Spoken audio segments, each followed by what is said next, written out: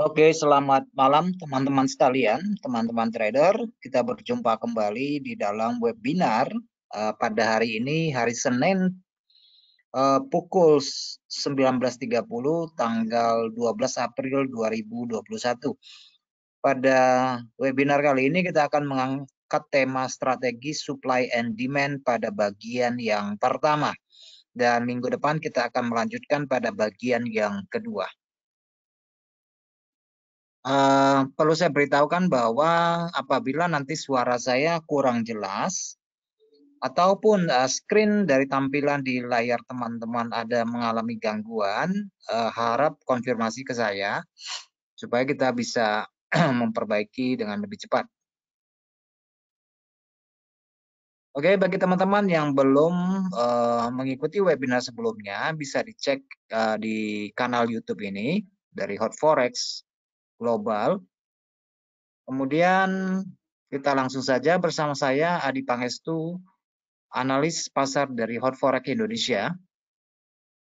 Dan tidak jemu-jemu saya ingatkan kembali bahwa Forex maupun produk keuangan yang lain yang menggunakan leverage mengandung resiko tingkat tinggi atas modal yang kita miliki. Jadi sebelum melakukan perdagangan, harap dipastikan bahwa kita memahami sepenuhnya resiko yang kita libatkan di dalam setiap keputusan.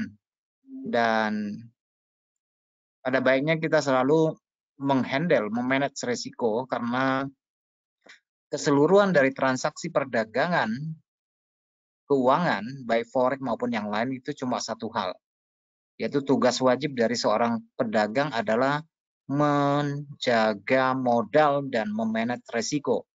Apabila kedua hal ini bisa dilakukan dengan baik, maka keuntungan dari transaksi yang kita lakukan merupakan satu bayaran dari pembelian probabilitas terhadap tren yang kita lakukan.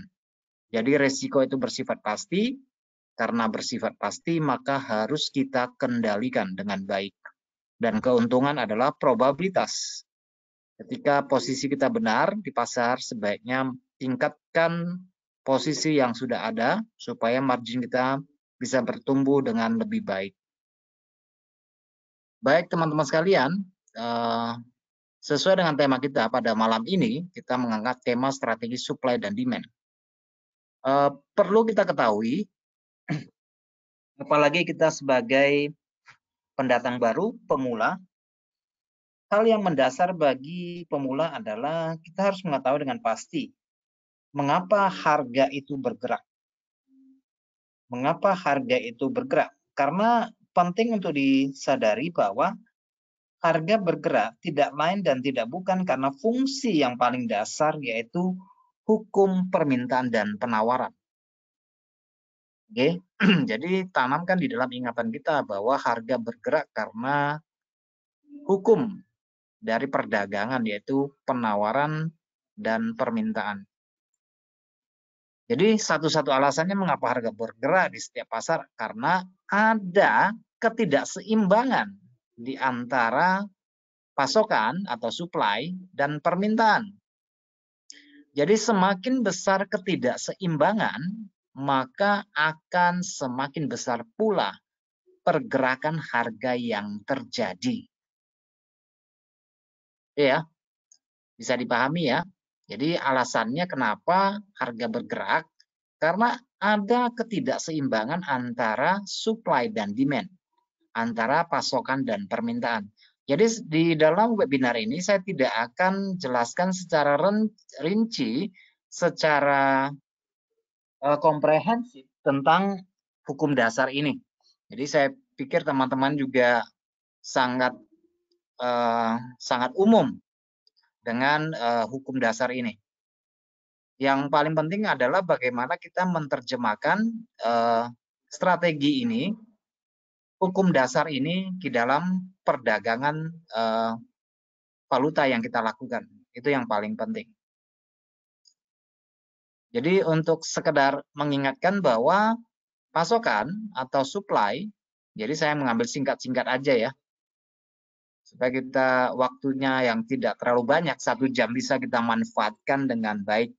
Jadi pasokan atau supply biasanya adalah jumlah atau dari barang dan jasa yang ditawarkan pada tingkat harga tertentu dan pada waktu tertentu. Itu yang kita ketahui tentang pasokan atau supply.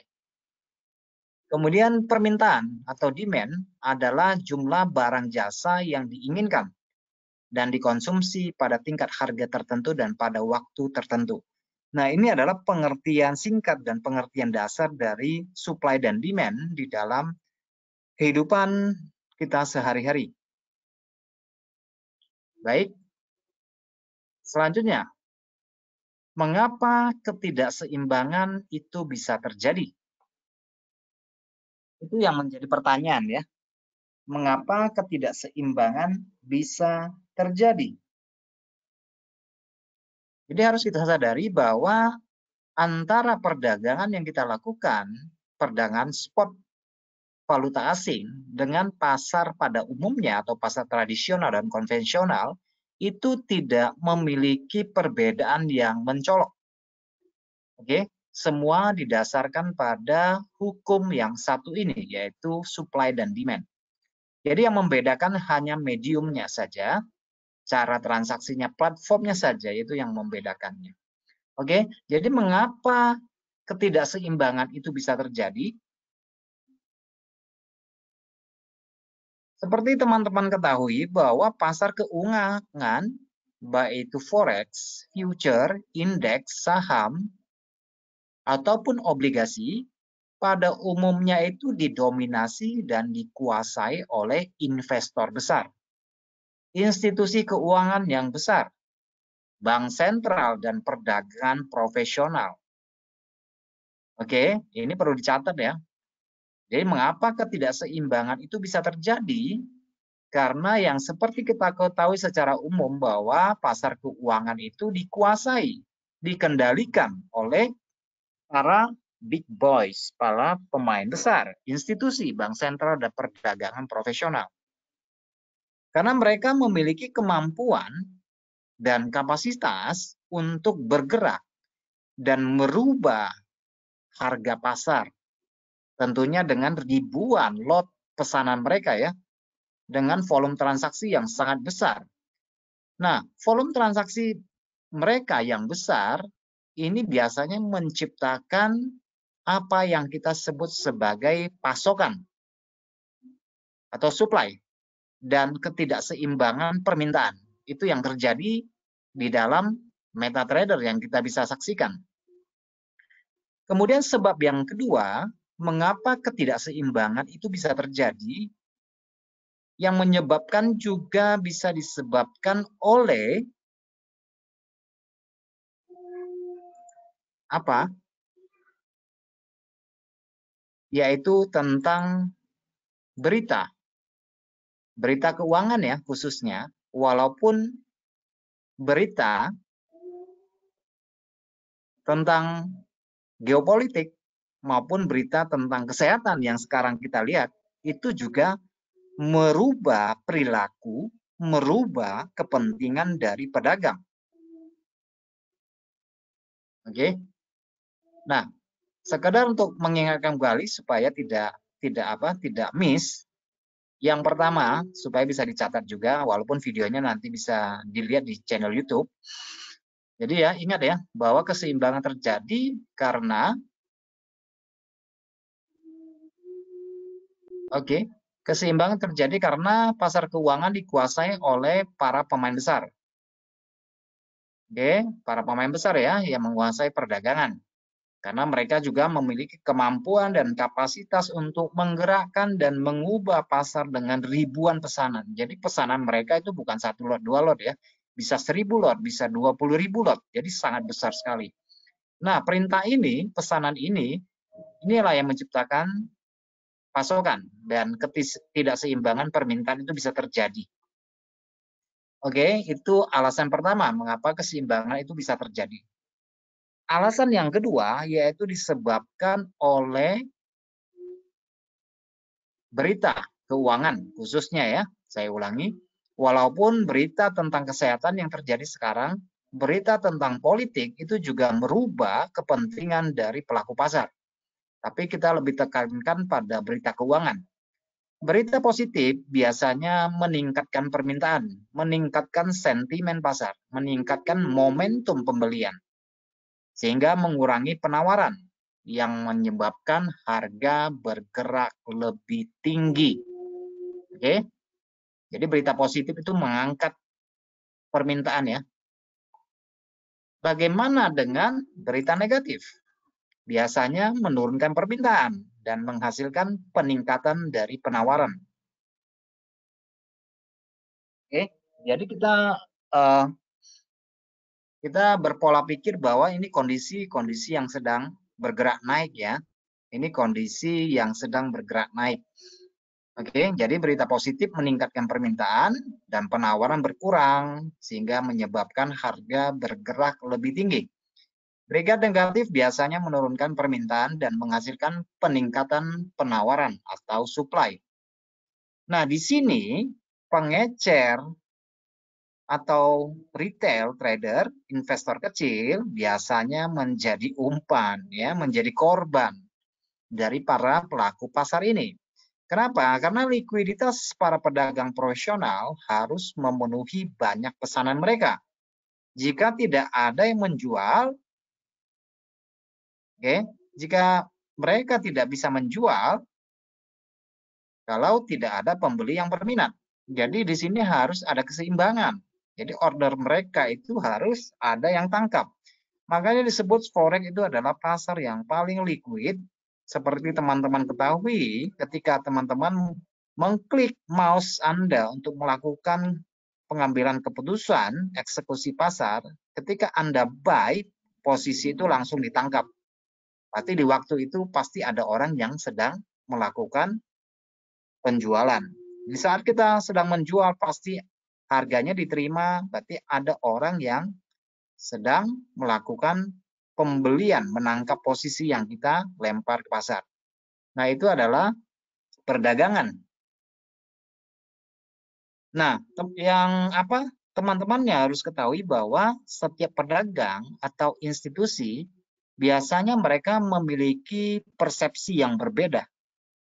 Oke, mereka memiliki persepsi yang berbeda tentang harga yang wajar untuk dibeli atau untuk dijual, ataupun proyeksi dari nilai masa yang akan datang. Jadi pasokan itu sama dengan jumlah yang tersedia ya. Pasokan atau supply adalah jumlah yang tersedia, sedangkan permintaan adalah jumlah yang diinginkan. Pasokan adalah jumlah yang tersedia pada harga tertentu, sedangkan permintaan adalah jumlah yang diinginkan atau diinginkan pada harga tertentu. Ini yang mesti kita catat ya. Oke, selanjutnya teman-teman perlu ketahui, ini jangan sampai kita miss ya, jangan sampai kita miss, bahwa Forex adalah pasar terbesar di dunia yang diperdagangkan oleh para profesional, bukan oleh pengecer atau pemain retail seperti kita misalnya. Mereka yang menggerakkan pasar. Oke, jadi jangan coba-coba untuk melawan suatu arah pasar yang kuat. Karena kita tidak akan mampu untuk melawan pergerakan harga. Jadi sebaiknya seperti yang disarankan orang-orang bahwa sebaiknya kita mengikuti tren yang sedang terjadi. Oke, nah strategi supply dan demand itu tidak ada hubungannya dengan indikator, dengan berita, atau dengan laporan pendapatan, atau pidato dari gubernur bank, ataupun apapun yang menurut kebanyakan orang itu akan mempengaruhi harga. Oke, kita kembali ya, fokus ya, bahwa forex itu digerakkan oleh para pemain besar, bukan oleh para pengecer.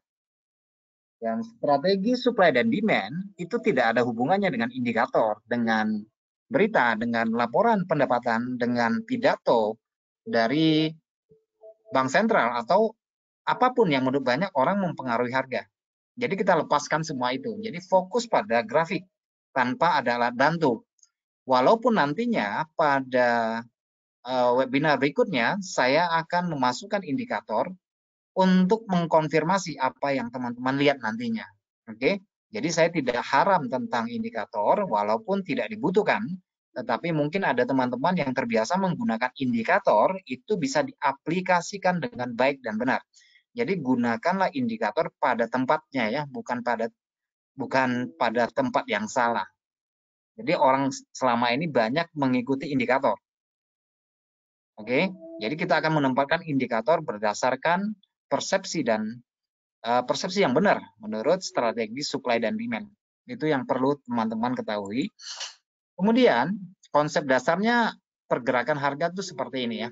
Konsep dasar dari strategi supply dan demand. Jadi saya memberikan sebuah contoh di sini.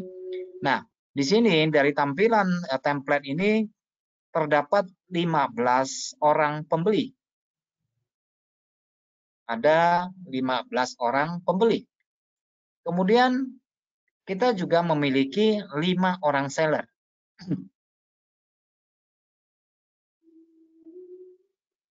Oke.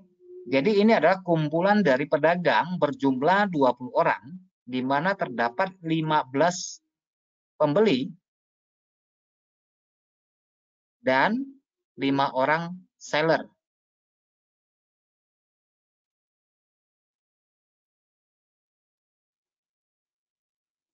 Oke. Nah, kalau kita melihat dari ilustrasi ini, di sini terdapat ketidakseimbangan penawaran dan permintaan yang objektif. Karena dari kedudukan 20 orang ini, 15 orang yang suka membeli dan 5 orang yang suka menjual. Kita bisa bayangkan bagaimana jika 5 orang seller ini melakukan penjualan. Apa yang akan terjadi dengan harga? Harga akan tetap naik, bukan? Tidak ada hasil yang lain bahwa harga akan turun kalau 5 orang ini menjual. Kondisi inilah yang menciptakan ketidakseimbangan. Nah, di saat ketika kondisi hanya ada pembeli dan hanya ada yang membeli, dengan demikian bahwa di sini tidak ada penjual, maka ada persaingan untuk membeli terus. Itulah yang menyebabkan harga bergerak terus ke atas. Persaingan untuk membeli mengarah pada harga yang cenderung lebih tinggi. Dan ini akan terus meningkat sampai bertemu dengan tingkat harga di mana ada level penawaran dan permintaan kembali seimbang. Ya, itu ilustrasinya ya, kira-kira ya.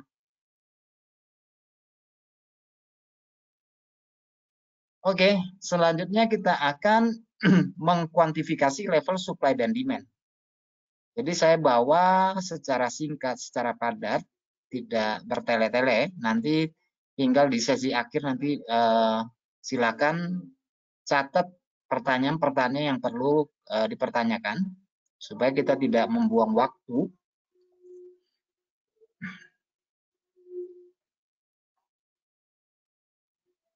Oke, teman-teman sekalian, saya menampilkan satu grafik di sini. Nah, dari grafik kosong ini, oke, salam kenal juga Pak Herman. Oke, di dalam grafik ini adalah grafik kosong. Tidak ada alat bantu indikator. Apa yang bisa kita dapatkan dari informasi transaksi, dari data transaksi yang sudah terjadi, maka kita harus selalu melihat ke samping kiri.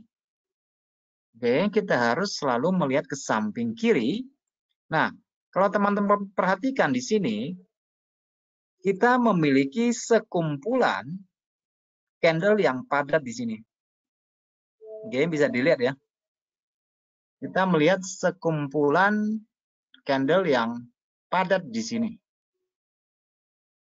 Oke, seperti orang lagi upacara ya di sini ya, lagi baris berbaris. Oke. Nah,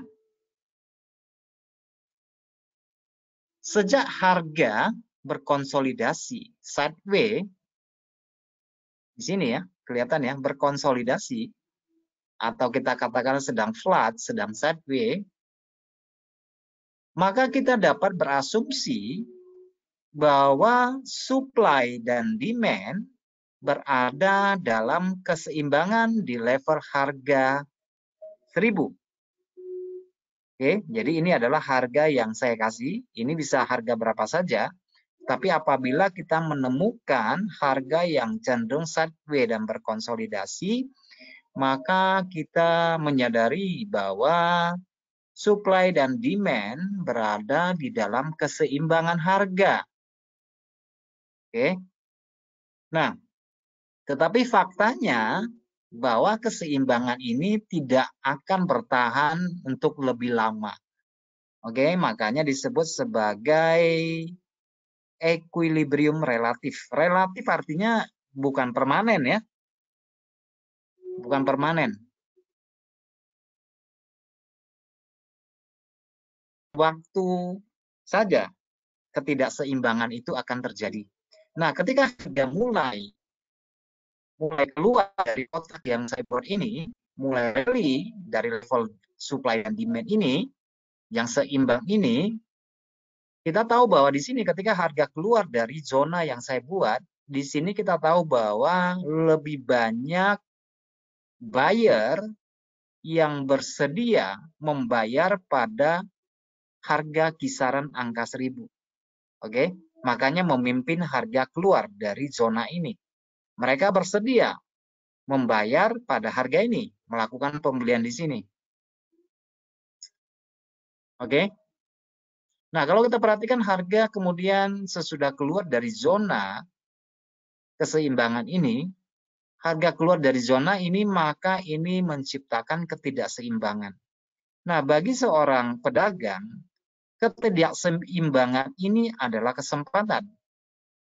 Oke, ketidakseimbangan ini adalah kesempatan di mana kita akan mulai melakukan eksekusi pasar untuk mengambil keputusan beli di sini. Oke, bisa dipahami ya. Nah, seandainya kalau kita perhatikan di sini, kita tidak mendapatkan kesempatan untuk membeli ketika harga mulai berangkat naik, teman-teman tidak usah khawatir ya, karena pasar selalu memberikan harga diskon. Pasar selalu memberikan harga potongan. Dan ketika harga kembali pada zona kisaran zona yang kita buat ini, maka kita bisa mengambil keputusan untuk membeli kembali. Pada zona bagian atas, di sini kita melihat harga di sini mulai turun membentuk double top. Nah, di sini adalah bahwa para buyer, pembeli yang melakukan pembelian di sini merasa cukup, bahwa harga di sini sudah cukup tinggi untuk melepas posisi beli mereka. Oke, mulai kelihatan turun di sini. Nah, tetapi harga biasanya tidak langsung turun pada level ini. Kenapa? Karena pelepasan posisi dari pembeli itu pada umumnya itu berdasarkan gelombang. Nah, teman-teman bisa melihat harga yang naik 1, 2, 3, 4, berhenti 1, berhenti, naik 3, berhenti 2, naik 3, berhenti 2, naik 2, berhenti 1, naik, kemudian harga turun. Nah, kalau diperhatikan di sini, ada kepentingan di sini. Kepentingan dari 4 sesi ini, 4 periode ini. Oke, atau bahkan sampai di sini. Ini adalah kategori satu gelombang naik. Nah, biasanya yang terjadi adalah ketika terjadi pola reversal, pola turun, orang suka mengambil posisi jual berlawanan dengan arah untuk mengambil koreksinya, meskipun itu tidak ada yang melarang ya, karena itu keputusan masing-masing.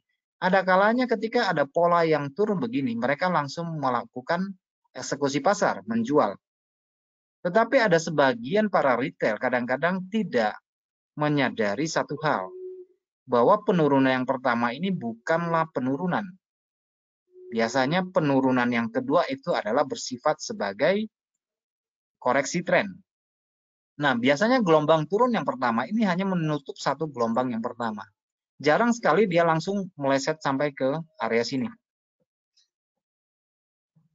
Nah, kadang-kadang inilah posisi yang berlawan, ambil posisi ini, kadang-kadang yang suka menjemput stop loss. Jadi saya biasa katakan kepada teman-teman, bahwa kalau penurunan pertama, itu jangan kita anggap bahwa harga itu akan turun. Boleh melakukan short di sini, tetapi posisi ini adalah posisi yang mutlak harus keluar kalau sudah sampai target yang kita mau. Ini bukan posisi yang bisa di-hold, bukan posisi yang bisa ditahan. Tetapi pada penurunan yang kedua, ketika ada pola, maka kita bisa mendapatkan reward yang lebih pada kesempatan yang kedua ya. Pada kesempatan yang kedua, kita memiliki kesempatan untuk mendapatkan lebih panjang daripada yang pertama. Jadi yang pertama sering berbalik ya, sebelum yang berbalik. Nah, ketika harga terkoreksi sampai di sini, maka di sini kembali ke level keseimbangan, maka di sini adalah posisi untuk kita buyback. Oke, ini adalah smart entry ya. Kita melakukan entry pada harga yang terkalkulasi resikonya kecil, tetapi memiliki ruang bergerak yang lebar. Oke, memiliki pergerakan ruang yang lebih lebar dan resiko yang lebih kecil. Nah, selanjutnya, nah, teman-teman bisa melihat di sini saya membuat satu contoh yang lain. Ini adalah susunan dari candle-candle yang rata-rata mengalami overlapping. Overlapping maksudnya di sini adalah candle ini terikat pada satu range harga yang tipis, kemudian candlenya itu tumpang tindih. Habis yang putih, turun satu merah, naik, sideways lah kondisinya di situ lagi flat. Nah, biasanya ini kita identifikasikan sebagai level keseimbangan. Oke, level keseimbangan di mana equilibrium itu terbentuk. Nah, teman-teman sekalian, tidak banyak template ini yang saya buat karena saya lebih cenderung untuk menggunakan chart yang lebih chart yang lebih atraktif ya daripada sekedar dari menggunakan template. Jadi kita langsung ke MetaTrader-nya ya.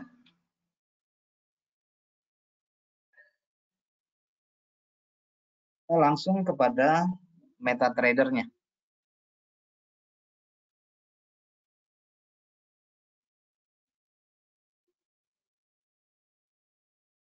Oke. Nah, minimal menggunakan strategi ini hanya sebuah saran ya, saran dari saya. Minimal itu kita gunakan H1. Tapi kalau menggunakan time frame yang lebih besar itu juga jauh lebih baik. Nah, ini adalah, sorry,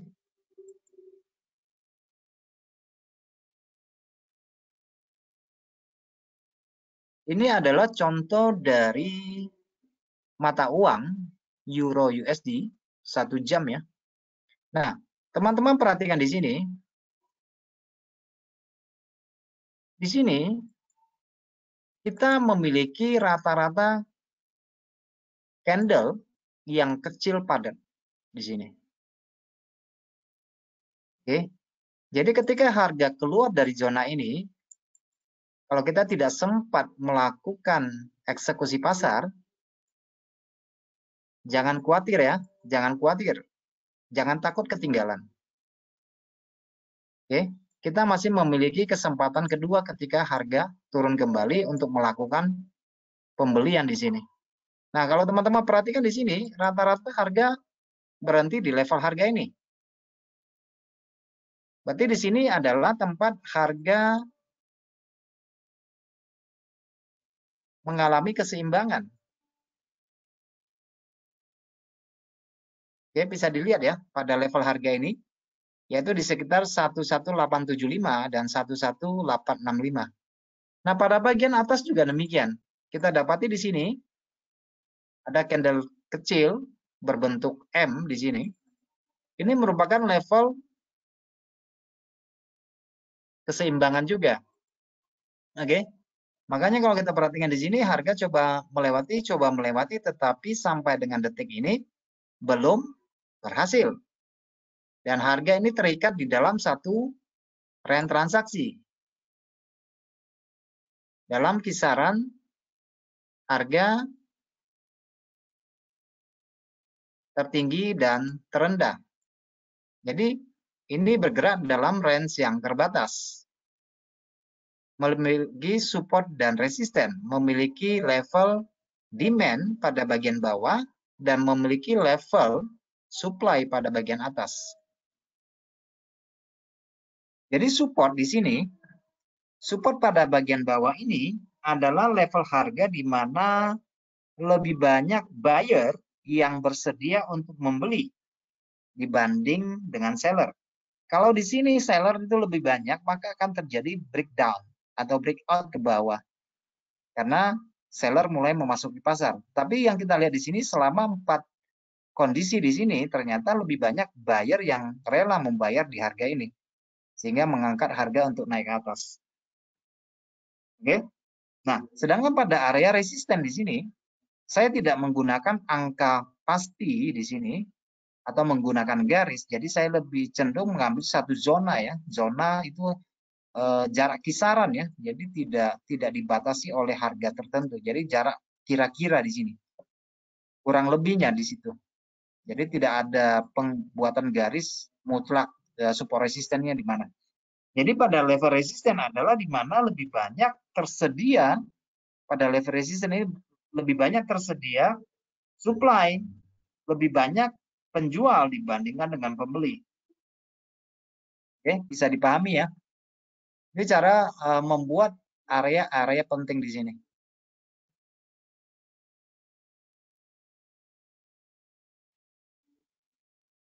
Oh, langsung tanya ya. Langsung tanya. Nah, ini kondisinya harus kita lihat ya. Kondisinya ada pola-pola candle yang harus kita perhatikan pada level ini. Nah, tentunya ini mengandung sebab akibat. Kalau saya membuat satu batasan yang lebih komprehensif, teman-teman lihat di sini ya. Di sini ada 3 buah candle kecil. Nah, kalau saya tarik ini sebenarnya ini adalah level supply, di mana orang mulai bersedia menjual harga sampai ke bawah. Nah, sekarang kalau kita perhatikan harga sudah pulang kembali, sudah seimbang kembali pada level harga ini. Tetapi perlu diketahui bahwa untuk melewati batasan, saya ambil kembali ke 1 jam, teman-teman perlu ketahui bahwa untuk melewati batasan yang kita buat dari harga rata-rata, di mana terdapat candle kecil-kecil atau yang kita sebut dengan keseimbangan, untuk melewati ini membutuhkan candle yang besar. Oke, itu perlu dicatat ya. Untuk melewati level ini perlu candle yang besar. Nah, sekarang kalau kita perhatikan pada sesi sekarang ya, ini adalah hari Senin. Nah, sekarang saya ditanya, apakah cukup bijaksana untuk melakukan penjualan di sini, melakukan sell di sini? Maka kita harus mengkonfirmasi pada level. Nah, seandainya level ini terjadi penjebolan, maka kita memiliki ruang SL yang masih terhitung tipis. Nah, ini harus dikalkulasi dengan resiko yang siap diterima masing-masing. Oke. Nah, di atas level ini juga masih memiliki level di sini. Nah, di antara dua level ini mana yang paling kuat menurut kita? Oke. Di antara level yang bawah ini dengan level atas, mana yang lebih kuat? Itu yang paling penting untuk kita perhatikan. Nah, seperti teman-teman pasti lihat di sini, ini 4 jam yang pertama ini, 4 jam yang naik ini cukup kuat ya, cukup kuat. Tetapi saya tidak yakin bahwa harga akan naik dengan signifikan karena ini juga hari Senin ya. Jadi saya tidak terlalu signifikan. Kenapa? Karena di sini juga terdapat pada area di bawah di sini, pada chart yang lebih jauh di sini, ini merupakan area demand mulai naik. Oke, di sini mulai naik, di sini mulai turun di level yang kurang lebih sama di harga tengah. Nah, kalau teman-teman mengukur di sini, kira-kira jatuhnya mungkin sekitar mendekati level 38. Jadi, kalau saya, kondisi sekarang ini, saya rasa belum cukup tepat untuk melakukan penjualan. Oke, belum cukup tepat untuk melakukan penjualan. Kenapa? Karena kondisinya atau indikasinya belum memberikan isyarat bahwa kita harus melakukan penjualan. Nah, tetapi setiap orang memiliki pandangan yang berbeda pada level ini tergantung dari kesiapan untuk meresikokan sebagian dari resiko yang yang dia sanggup untuk terima. Jadi ini berdasarkan kalkulasi resiko. Jadi ada juga yang berani melakukan sell di sini. Oke. Tetapi kalau berdasarkan level ini, saya merasa bahwa ini di sini belum cocok untuk melakukan sell. Oke, belum cocok untuk melakukan sell. Kenapa? Saya melihat bahwa hari ini, khususnya untuk hari Senin, biasanya pasar itu bergerak lebih sepi, lebih datar ya. Jadi saya akan cenderung untuk ambil posisi di kisaran di atas pada bagian level atas. Kalau tidak terjadi pada hari ini, misalnya tidak sampai pada hari ini, ya nggak jadi masalah. Yang jelas kita tahu bahwa pada level yang saya buat garis merah ini, sekitar 50%, itu ada sebab-sebab yang lain, ada beberapa dukungan penting yang menjadi alasan kenapa harus melakukan short di sini. Teman-teman perhatikan di sini ada dua buah resisten. Di sinilah start seller mulai turun. Nah, pada kenaikan ini harga hanya mencari keseimbangan pada gelombang turun yang merah ini 1, 2, 3, 4, 5. Yang pertama. Tetapi kalau dia secara full, dia akan mengisi sampai pada bagian atas di sini. Secara full ya, di sekitar 50%. Nah, kenapa di situ? Itu juga memiliki satu alasan tersendiri kalau buat saya ya. Karena di sini merupakan level psikologis, yaitu angka 1.2.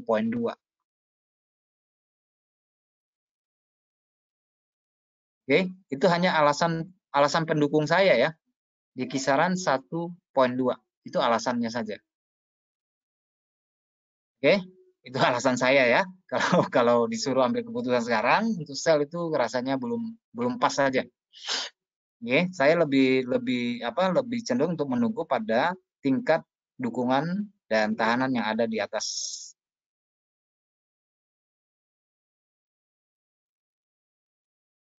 Oke, kita lihat cara yang lain.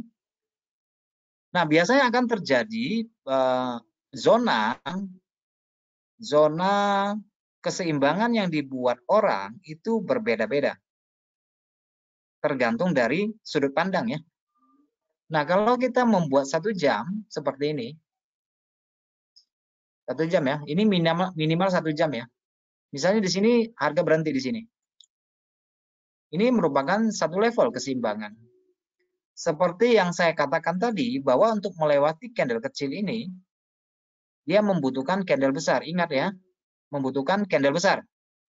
Itu harus dicatat.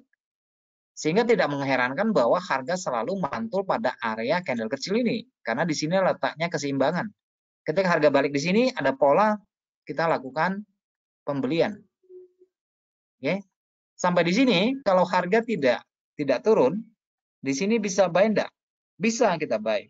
Tapi ingat bahwa harga selalu akan mencari titik keseimbangan. Jadi dari satu titik keseimbangan akan ke tempat ke titik seimbang yang lain. Oke, jadi kita harus mawas diri di mana saatnya kita keluar. Di mana kita saatnya keluar. Di sini banyak sekali kita lihat di sini. Ketika ada harga yang keluar, ini berarti ada pedagang yang rela mengambil harga ini untuk menjual.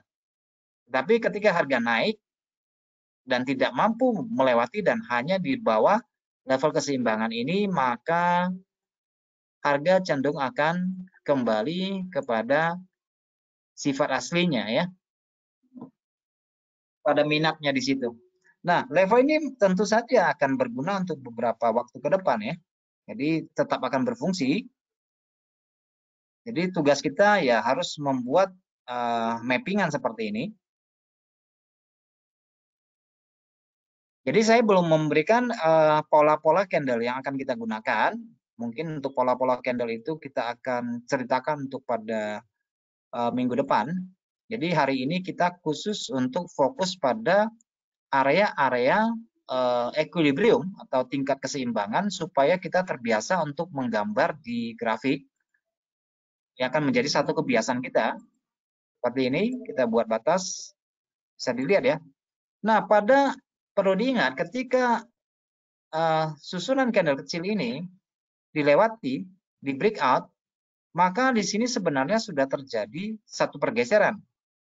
Jadi kalau sudah demikian, kita harus fokus untuk mengambil posisi sell ya. Kalau sudah demikian ya, level keseimbangan yang sudah lewati, ingat kita sudah harus kembali mengingat bahwa kita sudah harus fokus pada posisi sell. Oke, pada bagian bawah di sini juga terdapat keseimbangan. Lihat candle-candlenya terikat di sini. Dan di sini sudah terjadi breakout. Jadi kita cenderung mengambil posisi ke atas. Nah, pada bagian di sini terdapat area likuiditas, di mana orang mengorder, memesan harga. Likuiditas ini penting, level likuiditas ini penting ya, karena di sini biasanya para pemain besar itu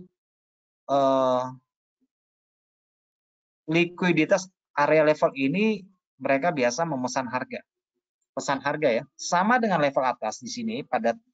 Jadi likuiditas yang saya maksud di sini biasanya berupa zona, yaitu zona support resisten atau zona supply dan demand. Karena disitulah para pemain besar mengorder posisi. Nah, biasanya terjadi false breakout di situ, karena kadang-kadang memang untuk mendapatkan total dari likuidasi mereka, kadang-kadang harga itu menciptakan trap market ya, bisa lebih sedikit, bisa kurang sedikit. Itu sangat maklum ya, sangat maklum sekali. Bisa nanti akan saya upload di channel YouTube saya. Oke, nanti bisa dilihat di Forex Energy ya. Itu channel YouTube saya di Forex Energy. Nanti juga secara official mungkin akan diupload juga di channel YouTube-nya Hot Forex. Tapi biasanya saya upload dulu di channel saya. Oke, bisa dicek di situ nanti ya. Nah, ini jadi pada hari ini kita khusus untuk melabeli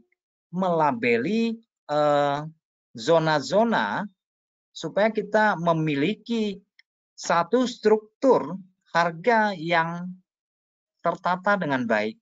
Habis dari sini mau kemana? Habis dari sana mau kemana? Oke, jadi kita khusus untuk mempetakan zona-zona konsolidasi berupa candle kecil ini. Nah, pelebaran pada 4 jam akan berbeda konstruksinya dengan daily. Akan berbeda lagi dengan periode waktu yang lebih besar. Nah, kalau kita membuka pada periode yang lebih besar, misalnya di daily, ini di weekly ya, ini konsepnya sama saja, tetapi range atau ruangnya tuh menjadi lebih lebar. Seperti ini ya, ini lebar sekali jadinya. Oke, jadi kalau teman-teman mengharapkan bahwa harga ini akan turun, ya turunnya mungkin bermain di kotak ini. Oke, nah di weekly teman-teman bisa melihat di sini tampilannya cuma 2 buah candle, tidak banyak, tetapi dia mampu untuk menahan harga di sini. Bisa dilihat ya. Nah, makanya saya bilang saya lebih cocok mengambil keputusan pada bagian atas pada level resisten di mana supply mulai turun. Di sini mulai turun. Jadi kalau sekarang kayaknya tanggung ya, mau sell itu kerasanya kok tanggung ya. Masih ada ruang ke atas sedikit. Tapi kalau saya disuruh buy juga saya nggak mau karena ini tersisa sedikit. Kalau tersisa sedikit berarti resikonya jadi lebar. Mendingan saya terima risiko yang kecil, tapi pada persiapan perdagangan yang sudah saya tentukan pada level ini. Jadi tidak salah sasaran ya. Seandainya itu ternyata salah pun, itu resikonya sudah terkalkulasi dengan baik di situ. Oke, baik. Ini nanti bisa dilihat di channel YouTube-nya ya.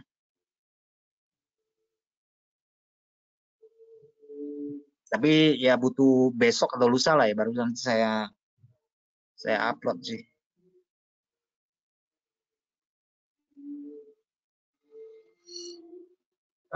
Kemudian ini merupakan apa ya? Merupakan strategi trading yang paling simple, paling paling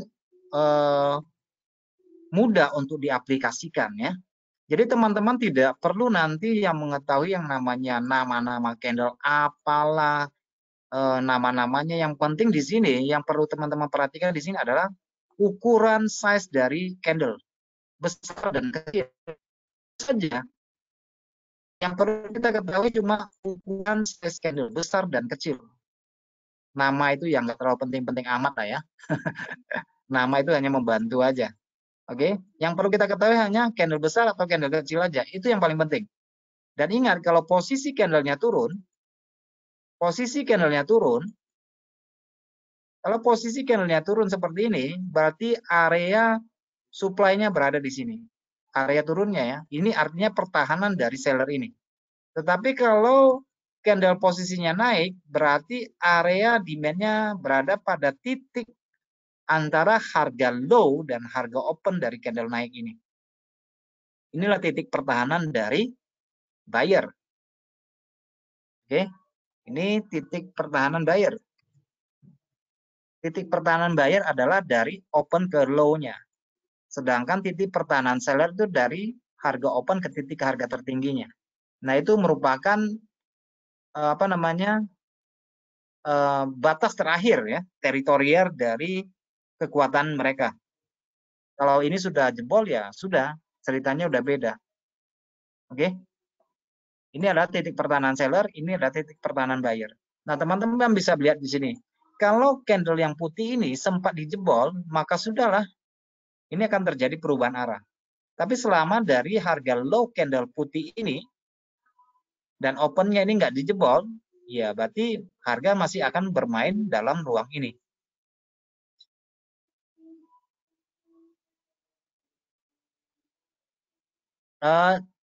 Boleh, saya akan kasih kombinasi indikatornya, tapi sesinya di apa, Pak? Sesinya nanti di hari Senin mendatang, karena waktu kita yang sangat terbatas. Saya ingin mengekstrak satu pelajaran khusus supaya bisa dipahami dengan baik dan bisa diaplikasikan dengan baik. Tapi untuk indikator, untuk kedepannya akan kita sharingkan secara komprehensif, secara jelas. Jadi maaf dulu ya untuk sesi hari ini kita tidak akan cerita tentang indikator, yaitu tentang bagaimana kita menempatkan ruang-ruang harga transaksi supaya kita eh, apa menjadi clear, menjadi jelas, tidak meraba-raba ya, tidak meraba-raba. Jadi yang perlu teman-teman perhatikan di sini adalah khususnya untuk candle kecil. Jadi sangat simpel sekali untuk teman-teman ketahui di sini. Perhatikan candle kecil seperti ini yang memiliki shadow, ini merupakan level supply. Sehingga ketika harga sampai di sini pasti akan mantul di sini. Kelihatan ya candle yang putih ini. Saya perbesar di sini. Dua candle putih, kenapa? Karena di sinilah start buyer mulai masuk lagi posisinya di sini. Start mulai naik lagi di sini. Maka ini menjadi level demand dia. Mulai permintaan. Nah, di sini juga merupakan awal harga mulai naik di sini. Nah, di sini dua candle ini merupakan titik keseimbangan. Candle kecil ya, ingat ya, titik keseimbangan itu berasal dari candle kecil. Seperti halnya di sini, candle ini. Ini adalah merupakan zona keseimbangan. Sehingga kalau kita tarik seperti ini, kalau zona ini sudah lewat, berarti sudah terjadi ketidakseimbangan, maka harga cenderung akan turun. Nah, sekarang posisinya berada di dua candle ini, tempat keseimbangannya. Oke, jadi saya lebih cenderung mengambil posisi pada bagian shadow-nya. Ini merupakan pertahanan yang terakhir, karena kita akan mendapatkan resiko yang terukur, tidak besar di sini. Kalau sekarang masuk untuk sell itu gantung nanti jadinya. Naik ke atas masih ada ruang ya. Kalau langsung turun sih nggak jadi masalah. Oke, nah, pada bagian bawah ini merupakan level yang selanjutnya, mungkin pada kepentingan periode yang lebih kecil. Uh,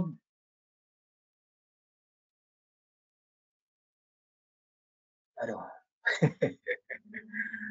Webinar itu tiap hari Senin ya, jam 7. Jadi daftarkan aja nanti di apa di sini ada. Ini pertanyaannya. Nanti kunjungi di website sini. Di website ini ya nanti ya. Itu ada webinarnya di situ. Itu nanti bisa daftar, registrasi dan segala macam. Oke, saya lanjutkan apa ya pembahasannya ya. Ini tetek bengek nggak usah dulu ya. Ini nggak terlalu penting. Ada yang sambilan yang mau silakan untuk apa satu pertanyaannya supaya saya bisa sekaligus menjawab karena waktu kita yang terbatas ya supaya kita bisa maksimalkan dengan baik. Ada per lainnya nggak? Ada mata uang lain yang diusulkan untuk kita melihat zona keseimbangannya supaya kita bisa sama-sama untuk melihat. Ada yang mau? Silakan. Oke, USD JPY, gold 1 jam, pound sterling. Oke, kita mulai dari USD JPY. Oke, kita mulai dari USD JPY. Kita lihat di sini USD JPY. Oke. Nah, kalau kita lihat harganya, saya belum buka chartnya ya. Teman-teman bisa lihat harganya 109.34. Ini mendekati kalau turun ke bawah itu ke 109, kalau naik itu ke 1110. Oke. Ini dari harga bid dan asnya ya, penawaran dan permintaannya ya. Dari harga bid dan asnya ini 10933, 10935. Jadi kalau naik ini bisa ke 110, kalau turun ke 109. Itu dari harga psikologisnya sebelum kita melihat chart. Dan dari harga sebenarnya kita sudah bisa melakukan transaksi tanpa harus melihat chart sebenarnya ya, kalau kita mencatat harga-harga ini. Oke, nah kita sekarang lihat kepada, ini mau lihat time frame berapa nih ya, saya buka dari 4 jam aja ya, teman-teman bisa melihat di sini. Atau saya mulai dari awal supaya lebih jelas. Nah, teman-teman bisa melihat di sini bahwa pertahanan seller pada mingguan berada pada candle merah ini. Oke, jadi ketika harga sampai titik ini, maka apa yang harus kita lakukan? Kita harus melakukan penjualan. Kita harus mulai sell waktu harga sampai di sini. Apakah tidak berbahaya? Ya bahaya atau risiko itu tetap ada ya. Tetapi di sini kita melakukan penjualan atau pembelian ke bawah dengan harga istimewa, yaitu harga yang menurut kita paling murah, karena di sini yang kita lihat adalah jarak risikonya yang sedikit, gitu ya. Kalau kita tunggu pola, tunggu konfirmasi seperti ini ya, teman-teman bisa melihat untuk dua cara entry yang berbeda, di mana kalau kita menunggu konfirmasi seperti ini, saya kasih contoh, ini adalah bearish engulfing. Nah, kalau kita menunggu pola ini terbentuk, lalu kita lakukan sell, itu tidak salah ya. Tetapi kita menjual dengan harga yang sudah didahulukan orang, kita udah ketinggalan gitu loh. Kita membeli sesuatu dengan nilai yang lebih mahal. Tetapi kalau kita membuat batasan, kita lihat di sini ada candle kecil, di sini ada resisten, ini merupakan level supply. Jadi kita tidak perlu menunggu pola sampai terjadi, kita sudah bisa melakukan sell di sini dengan resiko yang jauh lebih tipis di sini. Jadi kita akan memperoleh satu posisi jual yang sangat cerdas menurut saya gitu ya. Misalnya kalau kita tunggu candle turun, kita baru sell di sini, kita sudah kehilangan pips yang lumayan besar gitu ya. Kita sudah melakukan aksi tapi sudah didahulukan oleh orang lain gitu ya. Maksud saya begitu. Kita sudah membeli pada harga yang sudah relatif mahal. Gitu ya. Jadi kalau menggunakan teknik ini ya siap-siap dengan risiko. Dengan stop loss itu sudah tidak bisa ditawar-tawar. Tetapi kita mendapatkan satu sudut pandang, satu edge yang lebih baik, yaitu mendapatkan harga murah dengan risiko kecil. Daripada menunggu konfirmasi. Oh baru jadi, akhirnya kita sudah ketinggalan, tips yang kita dapat tidak terlalu banyak dan risiko menjadi lebih lebar. Nah ini dari perspektif weekly ya. Nah sekarang kita perspektif ke daily dari UJ ya. Nah Kalau kita lihat ini harga ini masih memiliki ruang pada bagian bawah di sini, di mana terdapat 2 candle daily di sini dan 2 shadow di sini. Nah, teman-teman ketika harga kembali pada area ini, maka ini adalah kesempatan untuk melakukan potensi beli ke atas. Oke? Dan resikonya berada di bawah 2 candle kecil ini. Ingat bahwa untuk melewati candle kecil membutuhkan tenaga besar. Kalau candlenya cuma sampai di sini, bikin shadow, sampai sini bikin shadow, maka level ini akan menjadi level support dan demand yang kuat dan nggak akan gampang untuk dijebol. Contohnya sini bisa dilihat di sini rata-rata candle kecil ya, saya buat batasan ya. Nah, sentuhan pertama, sentuhan kedua itu masih strong. Sentuhan ketiga, tapi kalau sudah berkali-kali disentuh, hati-hati, bisa jebol. Kalau jebol ya udah berganti posisi. Dari minat jual sekarang menjadi minat beli. Dan kita tetap memiliki kesempatan untuk second chance-nya untuk masuk posisi di sini. Itu ketika harga kembali ke titik keseimbangan, disinilah kita mulai membeli ke atas. Oke. Nah, kalau kita lihat dari 4 jam, 4 jam ya, 4 jam ini sini. Nah, 4 jam di sini kita melihat di sini pada bagian atas di sini ada tingkat supply. Ketika harga kembali di sini, ini sebenarnya kesempatan kita untuk menjual ya. Kesempatan untuk menjual di sini. Dan meskipun kadang-kadang harga berhenti juga karena kepentingan time frame kecil, yaitu kepentingan para retail. Makanya harga tidak bergerak kencang, harga bolak-balik. Kenapa? Karena yang transaksi di sini adalah para retail, para pemain retail di sini ya. Jadi masih memiliki fungsi di sini, candle kecil ini ya. Karena pada time frame berapapun, ini semuanya akan berfungsi dengan sangat baik. Teman-teman tanpa perlu indikator pun ini akan berfungsi dengan baik. Yang penting kita bisa membuat batasan, mengidentifikasikan level-level ini dengan sempurna, dengan baik. Oke, mengenai pola candle, kapan kita harus masuk pasar, nanti akan saya sampaikan pada minggu depan, supaya lebih baik lah ya. Kalau saya cuma ngambil sepotong-sepotong materi yang saya bahas, nanti akhirnya ujung-ujungnya nggak dapat gitu ya. Jadi bagus saya ceritakan satu-satu aja ya. Oke, itu UJ. Kalau kita lihat dari perspektif 1 jam ya. Jadi pada level ini masih akan mantul pada level ini ya. Nah kalau teman-teman lihat ke sini, ini juga merupakan level pertahanan dari buyer. Ya, hanya membuat beberapa batasan. Nah seperti yang saya bilang tadi, ketika ada candle kecil yang berhasil dilewat seperti ini, maka fokus kita adalah ambil posisi koreksi untuk cari aja candle kecilnya. Cari aja candle kecilnya dan ingat lakukan sell. Kenapa? Karena di sini sudah terjadi pergeseran minat. Sudah ke bawah, sudah breakout. Jadi kembali itu sebagai diskon harga ya, harga potongan supaya kita bisa membeli dengan lebih murah ke bawah. Dan termasuk yang di sini adalah diskon harga supaya kita bisa membeli ke bawah dengan harga yang paling murah dengan risiko yang paling kecil. Oke, pada bagian bawah teman-teman sebelah di sini ini rata-rata candle kecil ini bisa menjadi alternatif lainnya ketika harga terjadi penurunan sampai sini, ini merupakan level untuk membeli. Oke ya, cukup jelas ya UJ ya. Nah sekarang kita ke gold ya, ke gold 1 jam. Oke, nah di sini kita memiliki gold level likuidasi.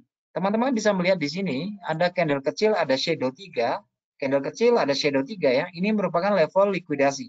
Artinya di sinilah orang menempatkan posisi. Di sinilah terdapat keseimbangan.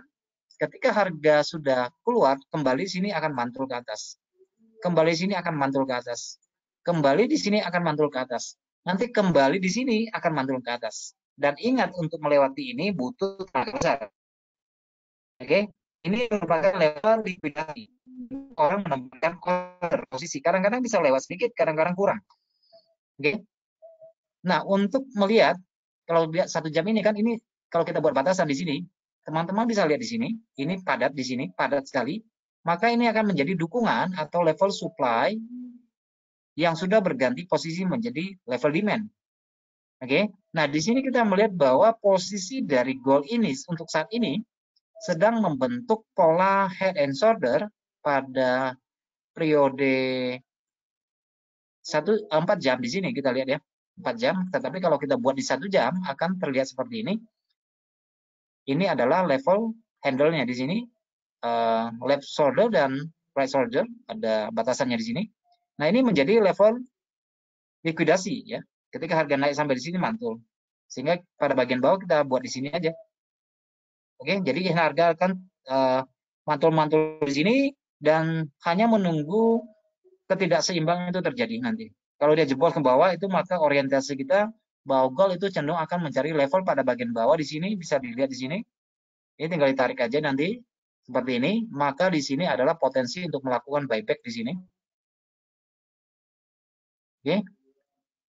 Jadi sementara harga masih bergelombang di sini, copi-copi ya. Bisa buy, bisa sell ya, bolak-balik di sini. Yang penting masih di ruangan ini. Tapi kalau dia keluar ke bawah berarti cenderung ke bawah sini. Kalau naik ke atas berarti dia akan kembali pada level di atas di sini. Akan kembali pada level atas. Itu perspektif yang bisa kita lihat dari 1 jam. Tetapi kalau teman-teman mau melihat secara lebih besar, itu biasanya bisa gunakan weekly ya. Digunakan weekly bisa lebih jelas. Di sini teman-teman bisa melihat ini adalah daerah likuiditas. Kalau ditarik ini merupakan level supply dan demand. Jadi sampai di sini untuk buy, sampai di sini untuk buy. Pada bagian atas di sini ada tingkat level support resisten. Ini akan mengurung harga di sini, bolak-balik di sini. Oke, tergantung quote yang mana. Oke, tapi di sini sudah 3 kali retest pada level ini. 3 kali retest pada weekly ya. Jadi ini masih bolak-balik ya, teman-teman sekalian. Pada frame di weekly, pada daily bisa dilihat di sini, daily sudah membentuk double bottom. Oke. Kadang-kadang valid, kadang-kadang nggak valid karena berdasarkan kepentingan setiap investor, setiap pedagang itu berbeda-beda, memiliki kepentingan dan sudut pandang yang berbeda. Jadi jangan disamakan ya. Oke. Oke, saya pikir cukup jelas untuk gold dan sekarang kita